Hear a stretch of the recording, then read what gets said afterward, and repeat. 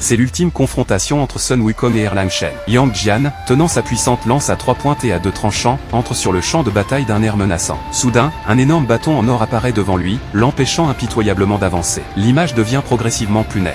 Une silhouette familière apparaît, mais Yang Jian s'en va calmement. Vexé d'être ignoré, Sun Wukong attaque Yang Jian sans hésiter. Cependant, Yang Jian bloque facilement chacune de ses attaques. Sa lance à 3 pointes et à 2 tranchants est comme un bouclier invincible. Sun Wukong lance une attaque encore plus féroce. Erlang Shen, d'un simple geste de la main, l'envoie valser à des dizaines de milliers de kilomètres. Mais Sun Wukong n'est pas si facile à vaincre. Son bâton en or s'élève vers le ciel et lance une attaque dévastatrice sur Yang Jian. À ce moment-là, sa puissance de combat atteint son paroxysme, rendant Yang Jian incapable de résister. Avant même que Yang Jian n'ait le temps de contre-attaquer, il est envoyé dans les 18 niveaux des enfers d'un coup de bâton. Au moment où Yang Jian est acculé, il libère enfin sa véritable puissance. Il ouvre son troisième œil. Des plumes dorées s'envolent lentement de ses yeux. Puis son corps se transforme rapidement. Il se métamorphose en un dieu de la guerre invincible et apparaît devant Sun Wukong.